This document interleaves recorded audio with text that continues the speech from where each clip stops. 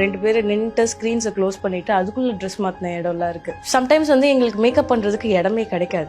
நம்ம தரையில உட்காந்து மேக்கப் பண்ணணும். இல்லைன்னா ரன்வே வாக்ஸ் பண்ணிட்டு இருக்கும்போது உட்கார்றதுக்கு கூட சேர் இருக்காது. நடுவில் மணிக்கணக்கா வர வெயிட் பண்ணிட்டு இருக்கணும் ஷோஸ் எல்லாம் ரன் பண்ணுறதுக்கு. நாங்கெல்லாம் தரையில தூங்கின பழக்கம் நேரம்லாம் இருக்கு. ஸ்க்ரீன்ஸ் எல்லாம் நாங்கள் வெறும் 2 பேரும் நின்னுட்டு ஸ்க்ரீன்ஸை க்ளோஸ் பண்ணிட்டு அதுக்குள்ள ட்ரெஸ் மாத்தின இடம்லாம் இருக்கு. Modelling it's a very tough job. யாருனாலும் மாடல் ஆயிட முடியாது.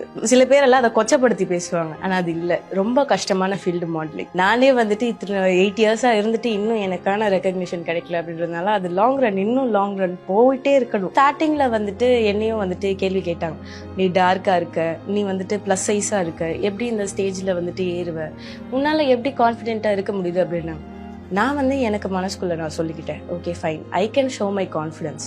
என்னால எனக்கு ப்ரூவ் பண்ண முடியும். நான் இதை உலகத்துக்கு நான் ப்ரூவ் பண்ண முடியும் அப்படின்னு சொல்லிட்டு நான் எனக்குள்ள சொல்லிட்டு ஆரம்பிச்சேன்.